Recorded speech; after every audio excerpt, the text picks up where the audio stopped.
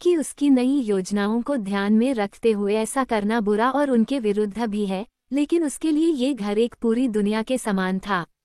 ये वह दुनिया थी जिसमें उसके माता पिता रहे और पूरे हुए थे। उन्होंने ऐसा जीवन बिताया था जो लेविन को पूर्णता का आदर्श प्रतीत होता था और जिसे वह अपनी पत्नी, अपने परिवार के साथ पुनर्जीवित करने का सपना देखता था। लेविन को अपनी माँ की बहुत ही कम याद थी। माँ के बारे में उसकी धारणा पावन स्मृति के रूप में थी और उसकी कल्पना में उसकी भावी पत्नी को नारी के उसी श्रेष्ठ और पावन आदर्श का प्रतिरूप होना चाहिए था, जैसी कि उसके लिए उसकी माँ थी। शादी के बिना वह न केवल नारी के प्रति प्यार की ही कल्पना नहीं कर सकता था, बल्कि परिवार के बाद ही उस नारी की कल्पना करता था जो उसका परिवार बनाएगी। इसलिए विवाह के बारे में उसकी धारणाएं उसके अधिकांश परिचितों से भिन्न थीं, जो शादी को जिंदगी की मामूली बातों में से एक मानते थे। लेविन के लिए तो ये जीवन की मुख्य बात थी जिस पर उसका सुख सौभाग्य निर्भर था, और अब उसे इससे इनकार करना पड़ रहा था। जब वह छोटे मेहमानखाने में दाखिल हुआ, जहां हमेशा चाय पीता था, और किताब लेकर अपनी आराम कुर्सी में बैठ गया तथा अगाफ्या मिखाइलोना उसके लिए चाय ले आए और वही वाक्य जो आमतौर पर कहती थी, मालिक मैं भी बैठ जाती हूँ, कहकर खिड़की के करीब कुर्सी पर बैठ गई, तो उसने महसूस किया कि चाहे ये कितनी ही अजीब बात क्यों ना हो, लेकिन उसने सपनों से नाता नहीं तोड़ा था और यह कि वो उनके बिना जिंदा नहीं रह सकता, कीटी या किसी अन्य के साथ, लेकिन ऐसा होकर ही रहेगा। वो किताब पढ़ रहा था, जो पढ़ता था उस पर विचार करता था और बीच बीच में अगाफ्या मिखाइलोना को सुनने के लिए, जो लगातार बोलती जा रही थी, रुक जाता था। साथ ही खेतीबाड़ी के धंधे और भावी पारिवारिक जीवन के असंबद्ध चित्र भी उसकी कल्पना में उभरते आते थे। उसे अनुभव हो रहा था कि उसकी आत्मा की गहराई में कोई चीज जड़ जमा रही है, संतुलित और सशक्त हो रही है।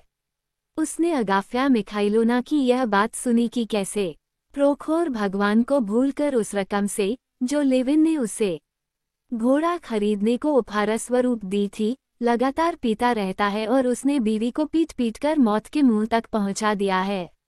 वह सुनता हुआ किताब पढ़ता रहा और पढ़ने से मन में पैदा होने वाले सभी विचारों को उसने एक सिलसिले में जोड़ लिया। वह ताप के संबंध में टिंडाल की किताब पढ़ रहा था। टिंडाल ने अपने प्रयोगों के परिणामों पर जो गर्व प्रकट किया था, लेविन को उसके बारे में अपनी आलोचनाएं और यह याद आ गया कि उसके पास दार्शनिक दृष्टिकोण की कमी है।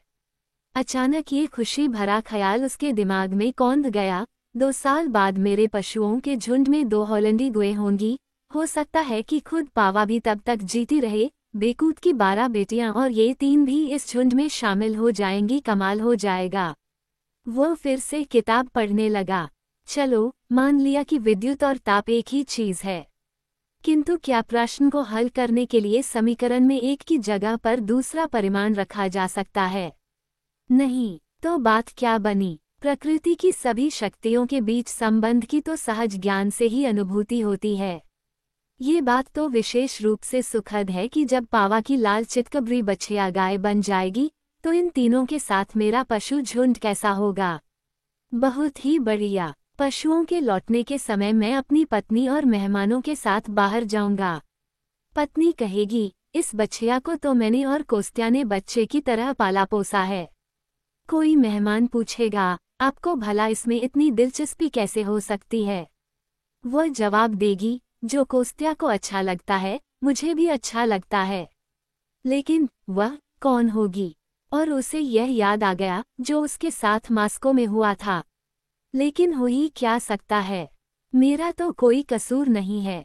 हाँ, अब सब कुछ नए ढंग से होगा। ये बकवास है कि जीवन ऐसा नहीं होने देगा कि अतीत वर्तमान को बदलने नहीं देगा। आदमी को बेहतर, पहले से कहीं अच्छी जिंदगी बिताने के लिए संघर्ष करना चाहिए। लेविन ने अपना सिर ऊपर उठाया और विचारों में डूब गया। बूढ़ी शिकारी कुतिया लास्का, जो अभी तक मालिक के लौटने की खुशी को पूरी तरह पचा नहीं पाई थी, अहाते में इधर उधर दौड़ने और भौंकने के बाद लौट आई, बाहर की ताज़ा हवा की गंध लिए और दुम हिलाती हुई लेविन के पास गई, अपना सिर उसके हाथ के नीचे घुसेड़ दिया और शिकायती अंदाज में कूं कूं करते हुए यह मांग करने लगी कि वो उसे सहलाए, प्यार करे। बस बोल नहीं सकती, अगाफ्या मिखाइलोना ने कहा। लेकिन कुतिया, वह भी यह समझती है कि मालिक लौट आया है और उसे ऊब महसूस हो रही है।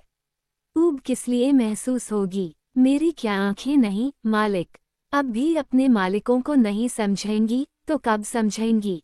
बचपन से ही मालिकों के बीच बड़ी हुई हूँ। कोई बात नहीं, मालिक। अच्छी सेहत और दिल साफ होना चाहिए। लेविन इस बात से हैरान होते हुए कि कैसे उसने उसके दिल के भावों को पढ़ लिया था, उसे एकटक देख रहा था। उद्धरण चिन्ह, तो क्या थोड़ी और चाय ले आऊं? अगाफ्या मिखाइलोना ने कहा और प्याला लेकर बाहर चली गई। लास्का अभी तक अपना सिर उसके हाथ के नीचे घुसेड़े थी। लेविन ने उसे सहला दिया और वो उसी समय अपने एक पिछले पंजे पर सिर टिकाकर लेविन के पैरों के पास गुड़ी मुड़ी होकर लेट गई, इस बात को जाहिर करने के लिए कि अब सब कुछ ठीक है, बहुत अच्छा है। उसने थोड़ा सा अपना मुंह खोला, होठों से चटखारा सा भरा और अपने लिसल से होठों को पुराने दांतों के करीब ढंग से टिकाकर आनंद चैन की दुनिया में खो गई। लेविन लास्का की इस अंतिम चेष्टा को बहुत ध्यान से देखता रहा। मैं भी ऐसा ही चैन चाहता हूँ, उसने अपने आप से कहा। मैं भी ऐसा ही चैन चाहता हूँ। कोई बात नहीं, सब ठीक है। अन्ना करेनीना, अध्याय 28 भाग 1। बॉल के बाद की सुबह को अन्ना ने अपने पति के नाम तार भेजकर यह सूचना दी कि वो उसी दिन मास्को से रवाना हो रही है। नहीं, मुझे जाना ही चाहिए, उसने अपने इरादे की तब्दीली को ऐसे अंदाज में अपनी भाभी के सामने स्पष्ट किया मानो उसे ढेरों काम याद आ गए हों। नहीं, आज ही जाना ज्यादा अच्छा होगा। ओब्लोन्स्की दोपहर के खाने के लिए घर नहीं आया, लेकिन वादा किया कि शाम के 7 बजे बहन को विदा करने आ जाएगा। कीटी भी दोपहर के खाने के वक्त नहीं आई और उसने ये रुककर लिख भेजा कि उसके सिर में दर्द है। डॉली और अन्ना ने बच्चों तथा उनकी अंग्रेज शिक्षिका के साथ खाना खाया। या तो इस कारण कि बच्चों के व्यवहार में स्थिरता नहीं होती या इसलिए कि वे हर चीज को बहुत जल्दी भांप जाते हैं और इसी वजह से उन्होंने यह महसूस कर लिया कि अन्ना आज वैसी ही नहीं थी जैसे कि अपने मास्को आने के दिन थी, जब उन्हें उससे इतना अधिक प्यार हो गया था कि अब उसे उनमें कोई दिलचस्पी नहीं है, कारण कुछ भी हो। लेकिन उन्होंने बुआ के साथ अचानक ही अपना खेल और उसके प्रति प्यार भी खत्म कर दिया। उन्हें इस बात की जरा भी परवाह नहीं थी कि वह जा रही है। अन्ना सारी सुबह जाने की तैयारियों में व्यस्त रही। उसने मास्को के परिचितों को रुक के लिखे, अपना हिसाब नोट किया और सामान बांधा। डॉली को लगा कि अन्ना मन में बहुत बेचैन है, कि वह ऐसी चिंताओं परेशानियों में डूबी हुई है जिन्हें डॉली अपने अनुभव से बहुत अच्छी तरह जानती थी, जो अकारण ही नहीं होती और जिनमें अक्सर अपने प्रति असंतोष और खींच का भाव छिपा रहता है। दोपहर के खाने के बाद अन्ना कपड़े बदलने के लिए अपने कमरे में गई और डॉली भी उसके पीछे पीछे वहां जा पहुंची। आज तुम कैसी अजीब अजीब सी हो, डॉली ने उससे कहा। तुम्हें ऐसा लगता है मैं अजीब अजीब सी नहीं हूँ, लेकिन मेरा मूड बहुत खराब है। मेरे साथ कभी कभी ऐसा होता है। जी चाहता है कि खूब रोऊं। ये निरा पागलपन है, लेकिन जल्द ही ये दूर हो जाता है, अन्ना ने जल्दी से कहा और अपने लाल हुए चेहरे को उस छोटी सी थैली में छिपा लिया जिसमें वह अपनी रात की टोपी और महीन रुमाल रख रही थी। उसकी आंखें विशेष रूप से चमक रही थीं और उनमें लगातार आंसू उमड़ते आ रहे थे। ऐसे ही मैं पीटर्सबर्ग से नहीं आना चाहती थी और अब यहाँ से जाने को मन नहीं होता। तुमने यहाँ आकर एक नेक काम किया है, बहुत ध्यान से अन्ना को देखते हुए डॉली ने कहा। अन्ना ने आंसुओं से भीगी हुई आंखों से उसकी तरफ देखा। ऐसा नहीं कहो, डॉली। मैंने कुछ नहीं किया और कुछ भी नहीं कर सकती थी। मैं अक्सर यह सोचकर हैरान होती रहती हूँ कि लोगों ने मुझे बिगाड़ने की साजिश सी क्यों कर रखी है। मैंने क्या किया है और कर ही क्या सकती थी? ये तो तुम्हारे दिल में ही इतना प्यार बाकी था कि तुम उसे माफ कर सकी। भगवान ही जानता है कि तुम्हारे बिना क्या होता। तुम कितनी खुशकिस्मत हो, अन्ना, डॉली ने कहा। तुम्हारी आत्मा में सब कुछ स्पष्ट और अच्छा है। हर किसी की आत्मा में, जैसा कि अंग्रेज कहते हैं, अपने स्केलेटन्स पंजे यानी परेशानियां अंग्रेजी होते हैं। तुम्हारी आत्मा में कैसे स्केलेटन्स हो सकते हैं? तुम्हें सब कुछ स्पष्ट है। हैं, स्केलेटन्स हैं, अन्ना ने अचानक कहा और आंसुओं के बाद बिल्कुल अप्रत्याशित ही उसके होठों पर धूर्तता और उपहासपूर्ण मुस्कान झलक उठी। तो तुम्हारे ये स्केलेटन्स मनोरंजक हैं, दुखद नहीं, डॉली ने मुस्कुराते हुए कहा। नहीं, दुखद हैं। जानती हो कि मैं कल के बजाय आज क्यों जा रही हूँ? ये वह स्वीकारोक्ति है जो मेरे पर बोझ बनी हुई थी। मैं उसे तुम्हारे सामने मानना चाहती हूँ, अन्ना ने कुर्सी पर सीधे बैठते और डॉली से आंखें मिलाते हुए दृढ़तापूर्वक कहा। डॉली ने बहुत हैरान होते हुए देखा कि अन्ना शर्म से बिल्कुल लाल हो गई है, कि यह लाली उसकी गर्दन पर लहराते काले केश कुंडलों तक जा पहुंची है। तो सुनो, अन्ना ने कहना जारी रखा, तुम जानती हो कि कीटी दोपहर के खाने पर क्यों नहीं आई? वह मुझसे ईर्ष्या करती है। मैंने सब गड़बड़ कर दिया। मैं ही इसका कारण थी कि बॉल उसके लिए खुशी न होकर यातना बन गया। लेकिन ये सच है, बिल्कुल सच है कि इसके लिए मैं दोषी नहीं हूँ या थोड़ी सी दोषी हूँ, उसने पतली सी आवाज में थोड़ी सी शब्दों को खींचते हुए कहा। ओह, कैसे स्टीवा की तरह ही तुमने ये कहा है? डॉली हंसते हुए कह उठी। अन्ना को बुरा लगा। ओह नहीं, मैं स्टीवा जैसी नहीं हूँ, वह नाक भौं सिकोड़ते हुए बोली। मैं इसलिए तुमसे कह रही हूँ कि मैं एक क्षण के लिए भी स्वयं को संशय का शिकार नहीं होने देती, अन्ना ने कहा। लेकिन वह जब ये शब्द कह रही थी, तो उसने अनुभव किया कि वे सही नहीं हैं। उसे अपने मन में न केवल संशय की ही अनुभूति हो रही थी, बल्कि व्रोंस्की का विचार आने पर बेचैनी भी महसूस करती थी और सिर्फ इसलिए वक्त से पहले यहाँ से जा रही थी कि उससे फिर भेंट न हो। हाँ, स्टीवा ने मुझे बताया था कि तुम उसके साथ माजूर का नाच नाची थी और यह कि वाह, तुम तो कल्पना भी नहीं कर सकती कि यह सारा किस्सा कितना अटपटा था। मैंने तो उन दोनों की जोड़ी मिलानी चाहिए और अचानक बिल्कुल उल्टा ही मामला हो गया। हो सकता है कि मैं अनचाहे ही। अन्ना के चेहरे पर लाली दौड़ गई और उसने अपनी बात पूरी नहीं की। अरे, वे ऐसी बातें फौरन भांप जाते हैं, डॉली ने कहा। अगर उसने संजीदगी से कुछ ऐसा इरादा जाहिर करना चाहा, तब तो मुझे बहुत दुख होगा, अन्ना ने डॉली की बात बीच में ही काट दी। मुझे विश्वास है कि यह सब आई गई बात हो जाएगी और कीटी मुझसे नफरत करना बंद कर देगी। वैसे अन्ना, तुमसे सच कहूँ, मैं तो चाहती भी नहीं कि उसके साथ कीटी की शादी हो। अगर वह यानी व्रोंस्की एक ही दिन में तुम्हारा प्रेम दीवाना हो सकता है, तो मैं तो यही चाहूंगी कि यह किस्सा खत्म हो जाए। आह, मेरे भगवान, ये बड़ी बेवकूफ़ी की बात होगी, अन्ना ने कहा और उसी विचार को, जो उसके दिल दिमाग पर छाया हुआ था, डॉली के मुंह से शब्दों में सुनकर उसके चेहरे पर फिर से खुशी की गाढ़ी लालिमा छा गई। तो कीटी को, जिससे मुझे इतना अधिक प्यार हो गया था, अपनी दुश्मन बनाकर मैं यहाँ से जा रही हूँ। ओह, कितनी प्यारी है वह। लेकिन तुम इस मामले को ठीक ठाक कर दोगी ना, डॉली? कर दोगी ना? डॉली ने बड़ी मुश्किल से अपनी मुस्कान पर काबू पाया।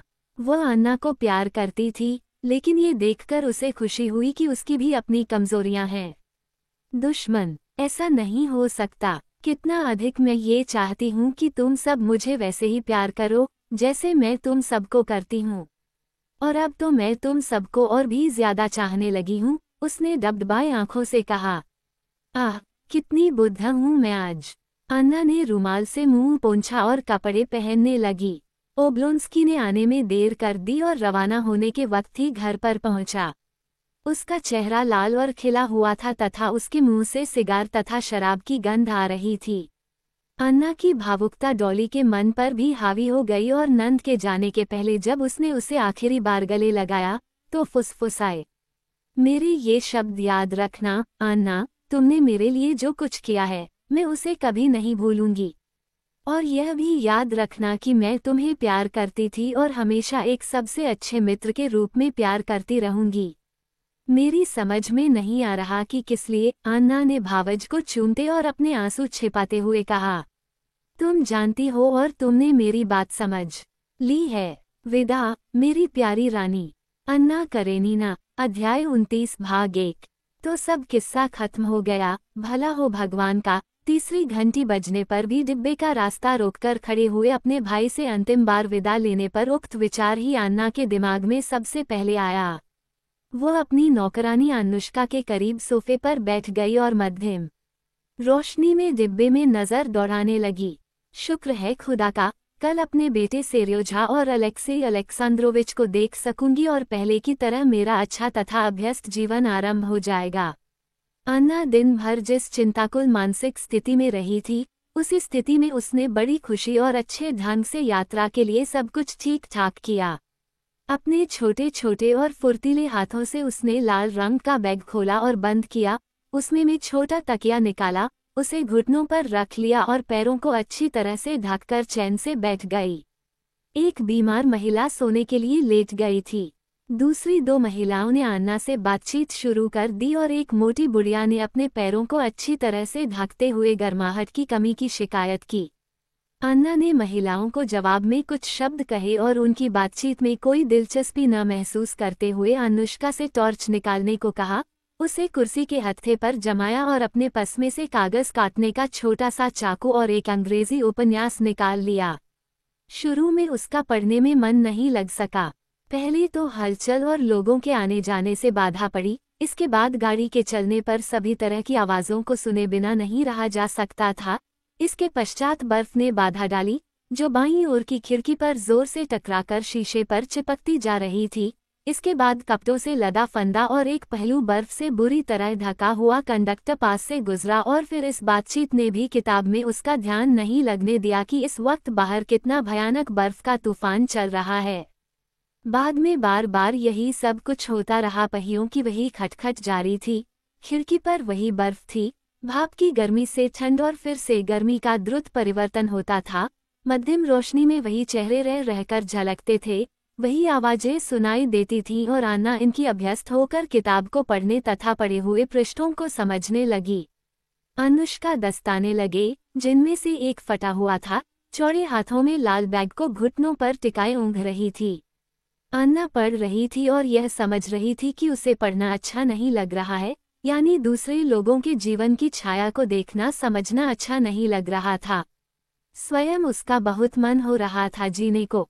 अगर उसने ये पढ़ा कि उपन्यास की नायिका बीमार की देखभाल करती थी, तो उसका भी मन हुआ दबे पांव रोगी के कमरे में जाने को। अगर यह पढ़ा कि संसद सदस्य ने भाषण दिया, तो उसके मन ने भी ऐसा करना चाहा।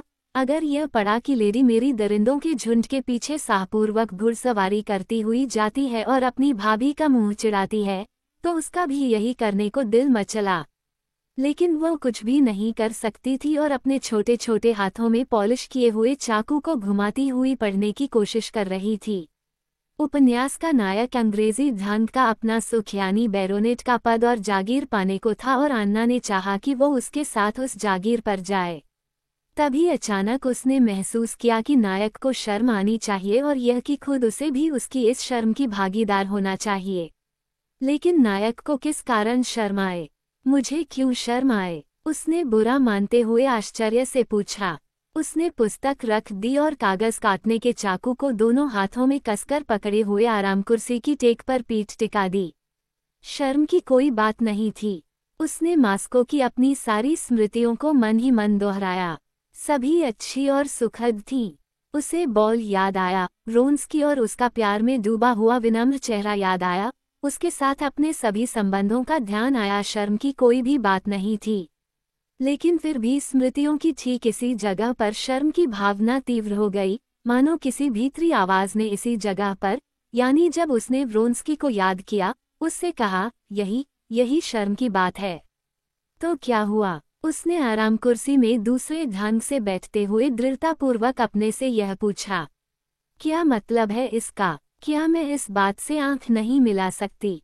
क्या बात है इसमें? क्या मेरे और इस अफसर छोकरे के बीच उन संबंधों के अतिरिक्त, जो अन्य सभी परिचितों के साथ हैं, क्या कोई दूसरे संबंध हैं या हो सकते हैं? वह तिरस्कारपूर्वक मुस्कुराए और उसने फिर से किताब हाथ में ले ली। किंतु अब जो कुछ पढ़ती थी, वह बिल्कुल उसकी समझ में नहीं आ रहा था। उसने कागज काटने के चाकू को ठंडे शीशे से लगाया और फिर उसकी ठंडी और चिकनी सतह को अपने गाल से छुआया और अचानक अकारण ही हावी हो जाने वाली खुशी से हंसते हंसते रह गई। उसने अनुभव किया कि उसके स्नायु किन्हीं घूमने वाली खूंटियों पर तारों की भांति अधिकाधिक जोर से कसे जा रहे हैं। उसने महसूस किया कि उसकी आंखें अधिकाधिक विस्फारित होती जा रही हैं, कि हाथों और पैरों की उंगलियां घबराहट से ऐंठ रही हैं, कि भीतर से कोई चीज उसका दम घोंट रही है और इस हिलते जुलते झुटपुटे में सभी बिंब तथा ध्वनियां असाधारण आकार और रूप धारण करके उसे चकित कर रही हैं। रह रहकर शंका उसके मन में सिर उठाती कि गाड़ी आगे जा रही है या पीछे, या वह चल ही नहीं रही है। उसके करीब अनुष्का है या कोई पराई औरत। वहाँ कुर्सी के हत्थे पर फर का कोट है या कोई जंगली जानवर। मैं खुद तो यहाँ पर हूँ। मैं खुद ही हूँ या ये कोई दूसरी है। विस्मृति की इस स्थिति के सामने घुटने टेकते हुए उसे भय अनुभव हुआ, लेकिन कोई चीज उसे उसकी तरफ खींच रही थी और वो अपनी इच्छा के मुताबिक उसके सामने झुक भी सकती थी और उसका विरोध भी कर सकती थी। वह संभलने के लिए उठी और उसने कंबल तथा गर्म फॉक का केप उतार दिया। घड़ी भर को वह संभली और समझ गई कि लंबा नानकिन ओवरकोट पहने, जिसका एक बटन गायब था, भीतर आने वाला देहाती सा आदमी स्टोवमैन था, कि उसने थर्मामीटर को देखा था, कि हवा और बर्फ उसके साथ अंदर घुस आई थी, लेकिन इसके बाद उसकी चेतना में फिर से सब कुछ गड़बड़ हो गया था। लंबे ओवरकोट वाला ये देहाती दीवार पर कुछ टेढ़ी मेढ़ी आकृतियां बनाने लगा। बुढ़िया पूरे डिब्बे में अपनी टांगे फैलाने लगी और उसने डिब्बे को काले बादल से भर दिया। इसके बाद भयानक चरचराहट और ठक ठक हुई, मानो कुछ चीरा काटा जा रहा हो। इसके पश्चात लाल रोशनी से उसकी आंखें चौंधिया गईं। इसके बाद दीवार सी सामने आ गई और सब कुछ अंधेरे में डूब गया। अन्ना को लगा कि वो किसी गहरे खड्ड में जा गिरी है, किंतु ये सब भयावह नहीं बल्कि सुखद था। कपड़ों से लदा फदा और बर्फ से ढका आदमी उसके कानों के करीब कुछ चिल्लाया। अन्ना उठी और होश में आई। वो समझ गई कि गाड़ी किसी स्टेशन के करीब पहुंच गई है और यह चिल्लाने वाला आदमी कंडक्टर था।